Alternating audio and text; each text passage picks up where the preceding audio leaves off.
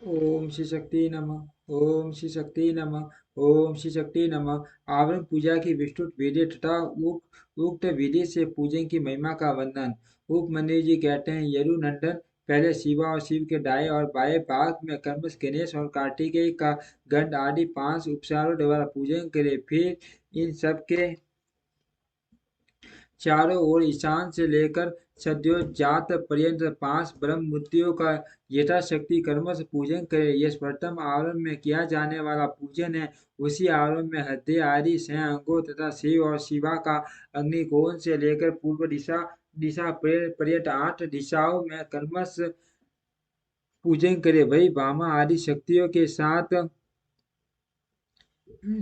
साथ वाम आदि 8 रुद्रों की पूर्वादि दिशाओं में क्रमश पूजा करे।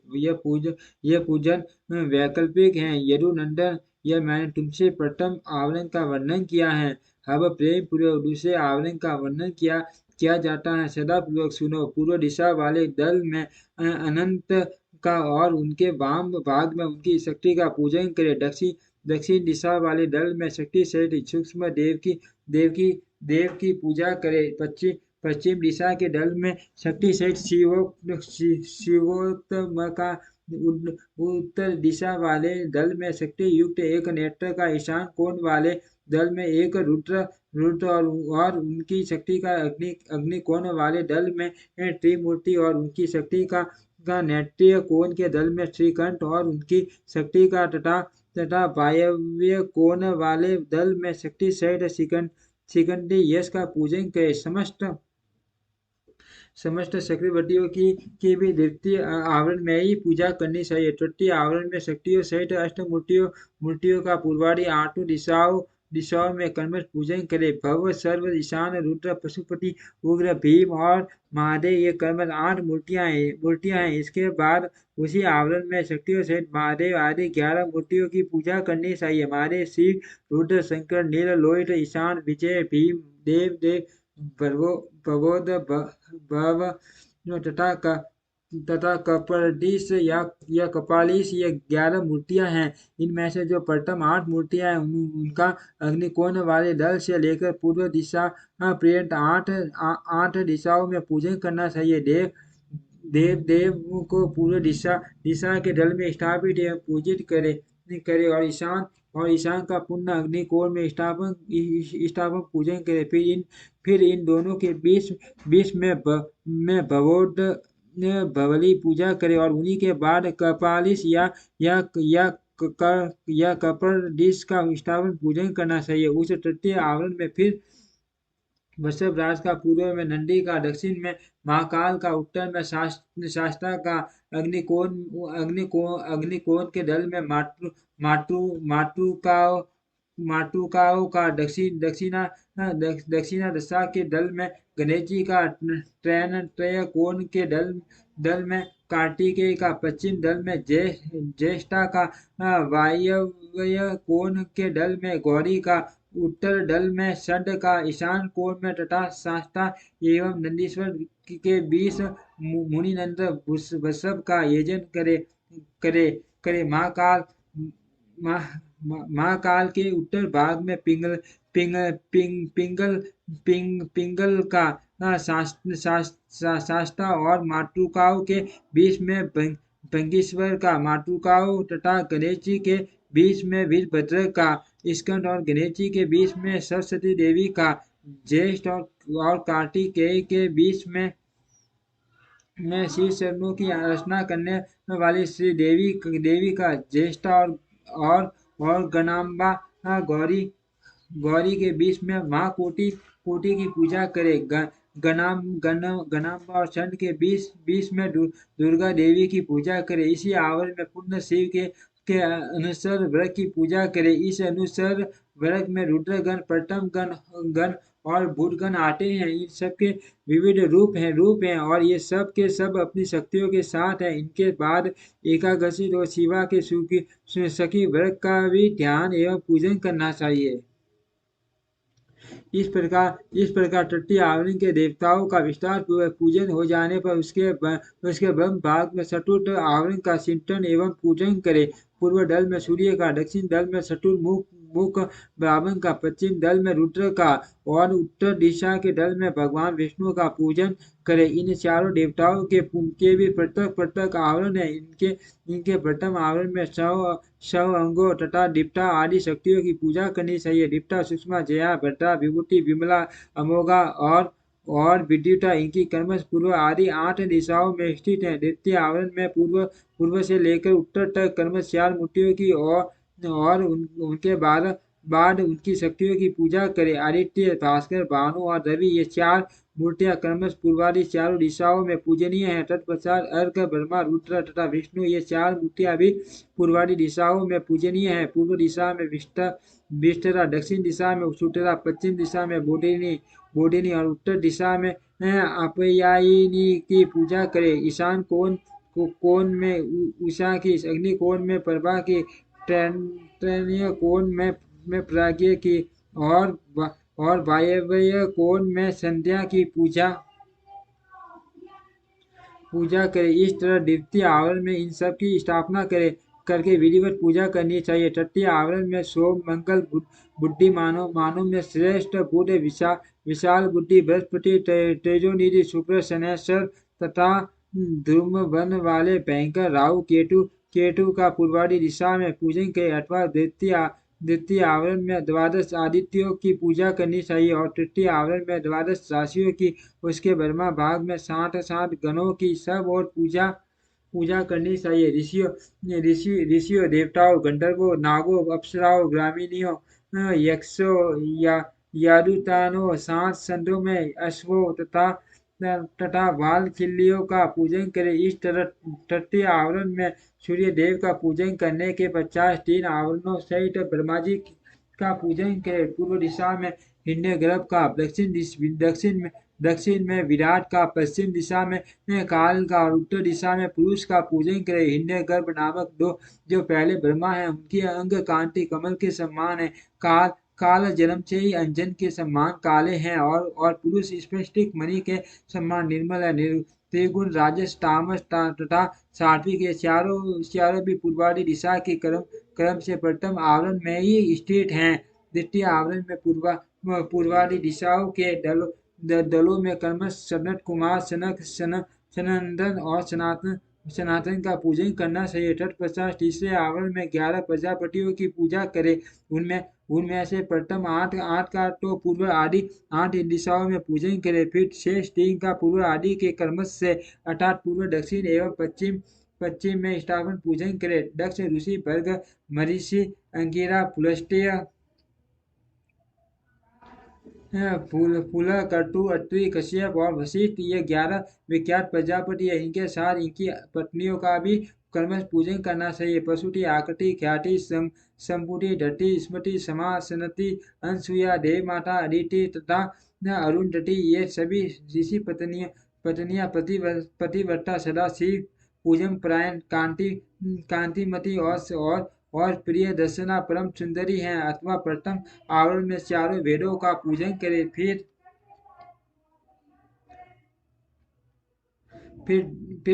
द्वितीय आवरण में इतिहास पुराणों की रचना करें तथा तृतीय आवरण में धर्मशास्त्र सहित संपूर्ण वैदिक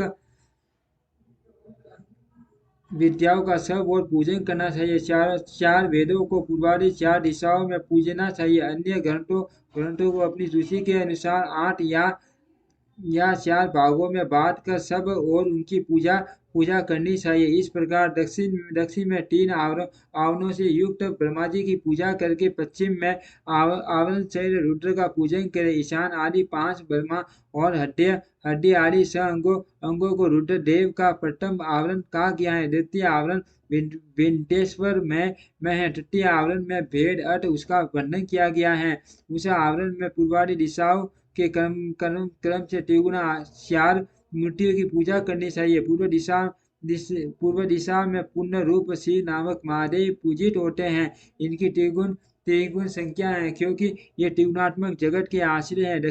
दक्षिण दिशा में राजस पुरुष के नाम से प्रसिद्ध सृष्टिकर्ता ब्रह्मा का पूजन किया जाता है। ये भव कहलाते हैं। पश्चिम दिशा में तामस पुरुष अग्नि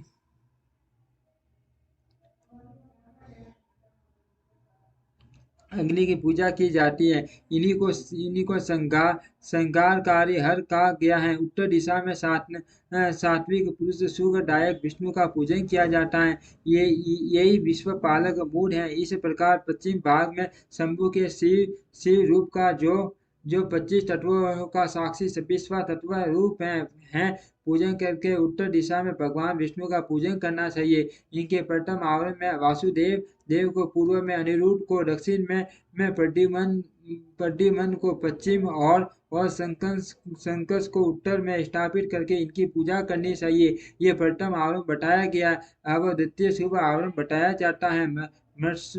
मत्स्य कूर्म वराह नरसिंह वामन तीनों में से एक राम आप श्री कृष्ण और हयग्रीव ये द्वितीय आवरण में पूजित होते हैं। तृतीय आवरण में पूर्व भाग में शक की पूजा करे।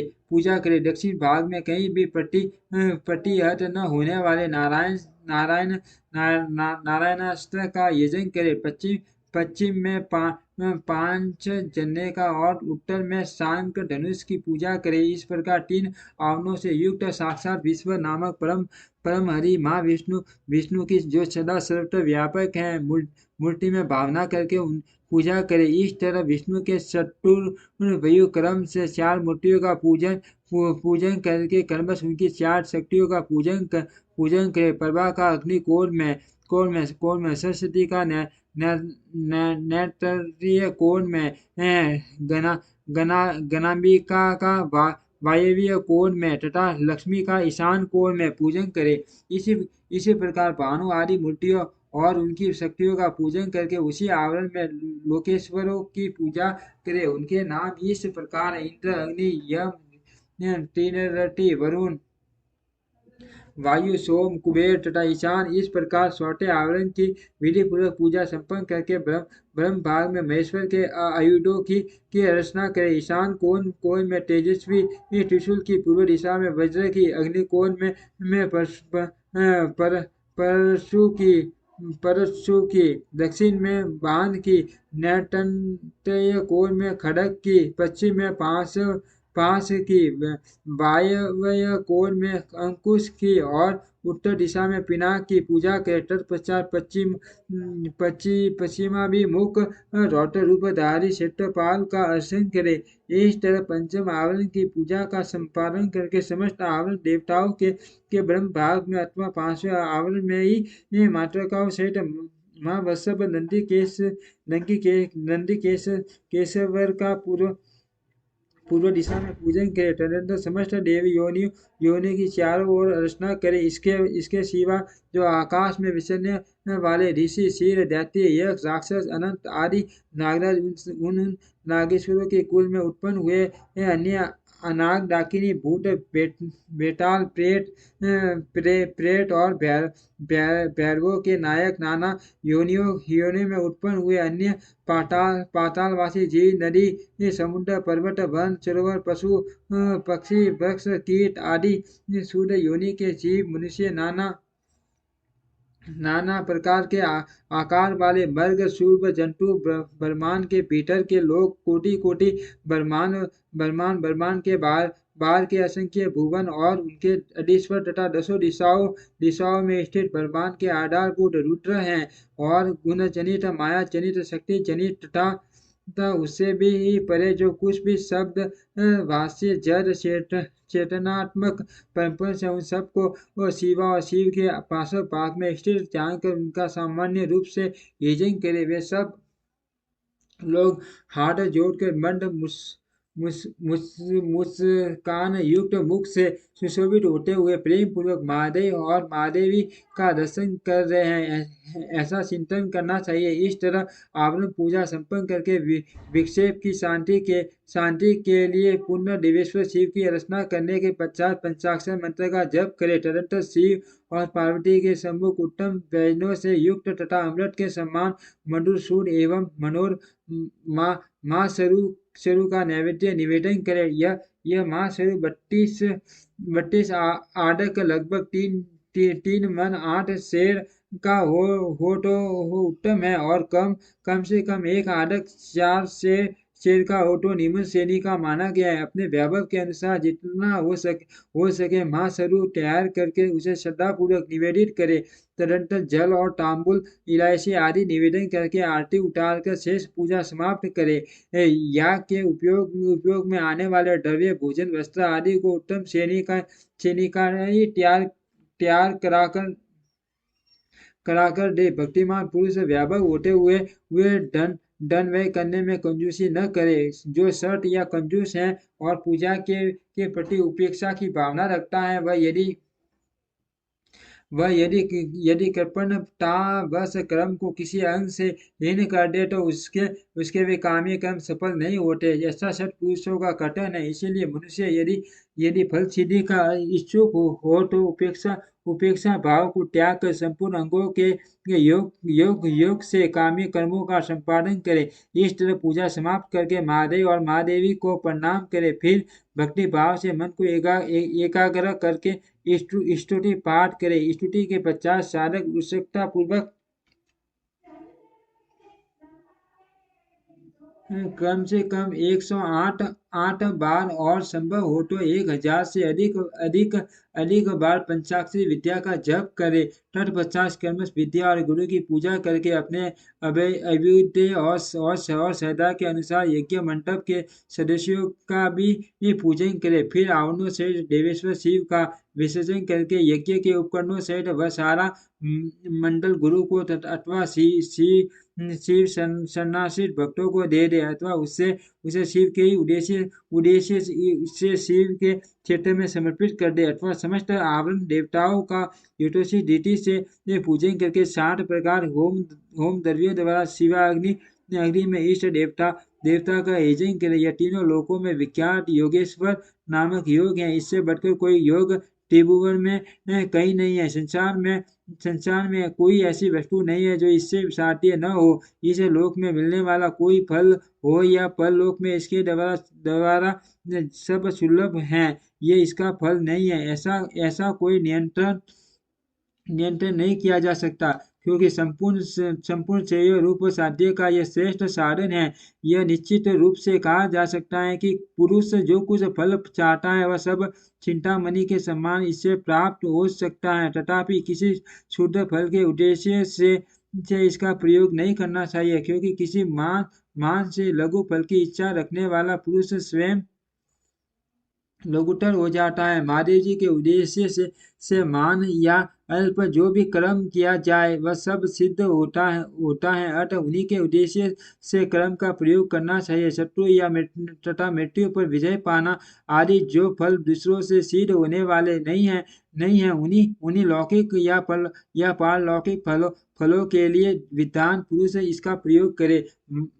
महापातक में मान रोग से भय आदि में तथा दुर्भिक्ष आदि में यदि शांति करने की आवश्यकता हो तो इसी से शांति करे। अधिक बढ़कर बातें बनाने से क्या लाभ। इस योग को महेश्वर शिव ने शैवों के लिए बड़ी भारी आपत्ति का निवारण करने वाला अपना निजी अस्त्र बताया है। अतः इससे बढ़कर यहाँ अपना कोई रक्षक नहीं है। ऐसा समझ के इस कर्म का प्रयोग करने वाला पुरुष शुभ फल का भागी होता है। जो प्रतिदिन पवित्र एवं एकाग्रसित होकर स्रोत मात्र का पाठ करता है वह भी अभीष्ट प्रयोजन का अष्टमास फल पा लेता है। जो अर्थ का अनुसंधान करते हुए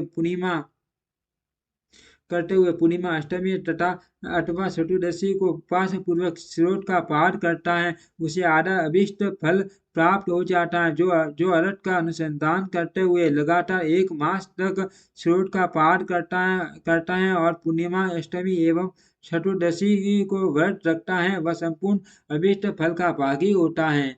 ओम श्री शक्ति नमो। ओम श्री शक्ति नमो। ओम श्री शक्ति नमो।